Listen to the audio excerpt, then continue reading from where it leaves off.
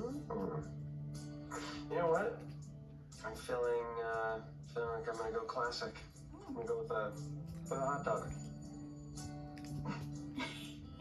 You're gonna order the hot dog? Is there something funny about that I'm missing? It just reminds me of our first date back in Seattle. Remember? It was raining.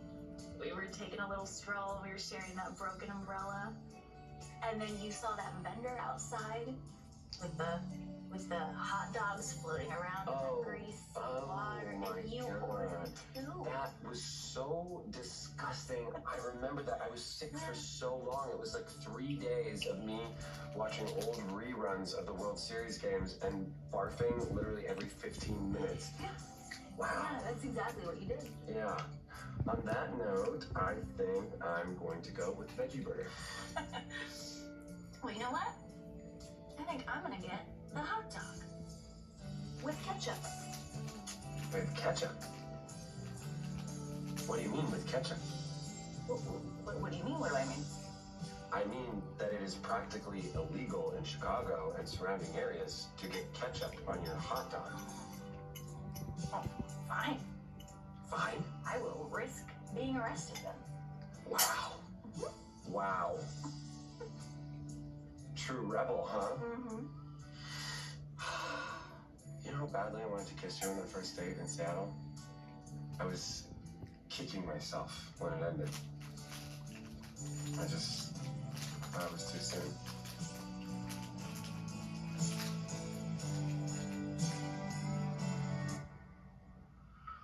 Honestly, I don't know what I'm going to do. I don't even know if it's even quite sunk in yet. Though, I am fascinated, Sloan. How did you pull this off? I mean, it's no easy task. Taking a mother's newborn baby, faking said baby's death so you could pass it off as your own adopted child. I assume you had help in this rather ambitious endeavor. No, Ava saw me. All you? Wow. Quite an accomplishment.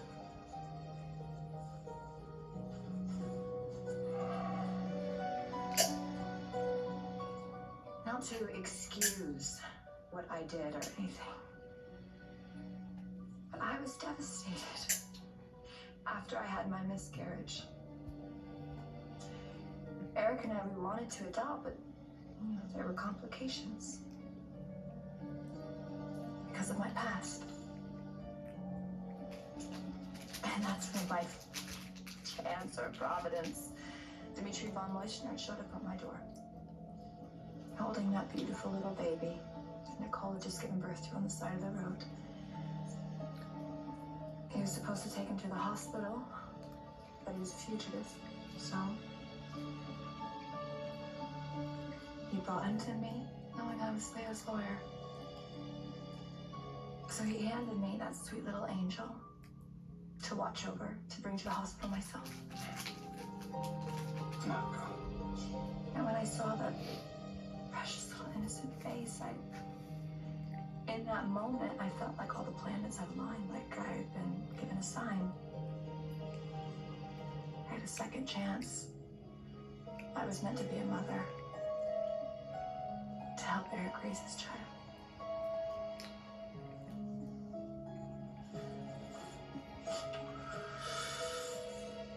So how did you process the baby through adoption?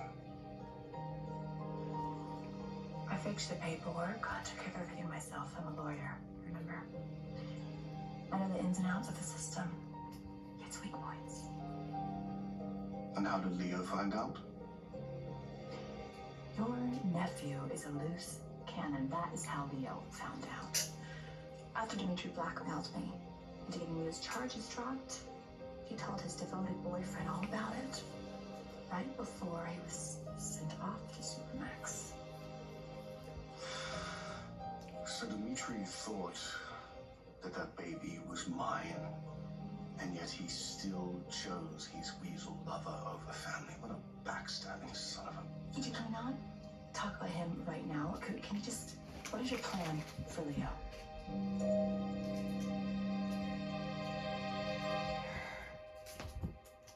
Processing gold and good food. Well, that was a mistake. I didn't put it in there. Well, I didn't.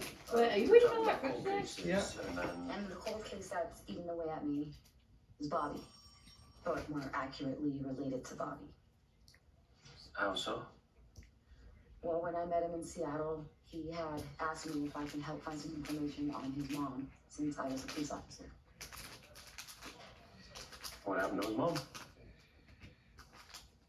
I don't know. All I know is that she left when he was a little boy. Yeah, his father said that she just left the house one day and she never came back. Yeah. It was traumatic for him. I mean, there'd be days where we'd just be together and we'd be talking and he would just start looking off. And I knew that he was thinking of her. It haunted him, even years later. Look, Kristen, other than the fact that Lee was killed in the apartment that I shared with his sister and my son, I know nothing about what happened, who else might have been involved. Are you sure about that? It's curious.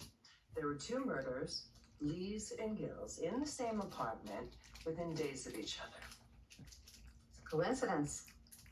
The police looked into it. They found nothing. Well, maybe the police didn't have enough information. What do you mean? Ava, is there by chance anything you didn't tell the police? Something, useful.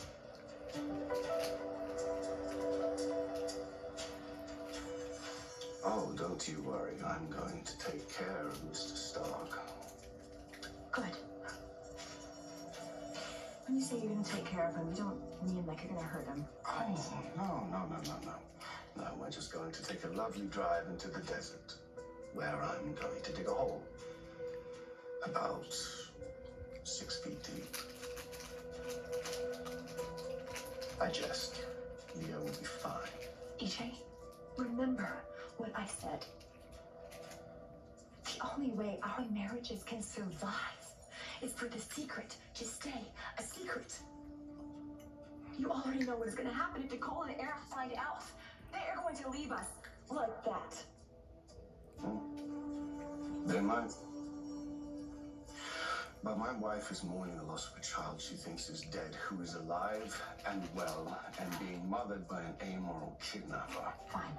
Take low blow shots at me. I deserve it. But the truth is that Nicole is going through the stage of the grieving process right now called acceptance. Why mess with that?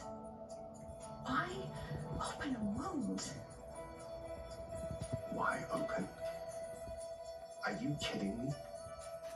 This would be the happiest news she's received in her entire life. She would be ecstatic, over the moon. What kind of amoral bastard would I be to keep the news from her? That her baby boy is not dead after all. Well, if you don't keep the news from her, then she and Eric will go and live happily ever after. So in simpler terms, EJ, if you suddenly gain a conscience, then your wife will dump you and never look back. Get it? So what's best for everybody is if this just Nice. remains our little secret. You go live happily with Nicole. We shouldn't eat in here I anymore. raise my son with Eric. Nobody gets. Everybody wins. Well, I can. When the living room is ready, I can set up the dining room table. Ooh, hot. Yes. Zaddy? Are you putting me to bed again? It's like deja vu. Putting him to bed again? I found him drunk the other night and helped him get back to bed.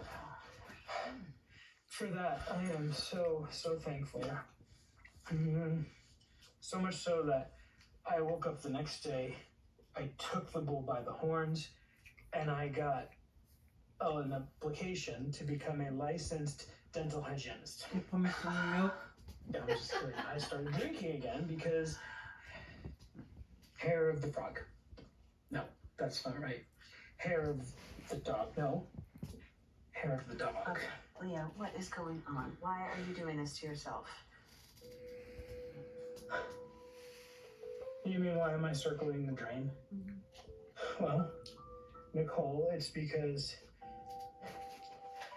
the love of my life sent me a Dear John letter and has rendered my very tender heart broken beyond repair. Oh, Leo, your heart will repair itself eventually, and one day you are going to meet someone new, someone who's right for you, and things will get better, I promise. Did things get better for the two of you? It did. It did, yes, it did. And now we're both happily married and feeling fulfilled in our lives, right? Sure, Jan. Whatever you two lovebirds say.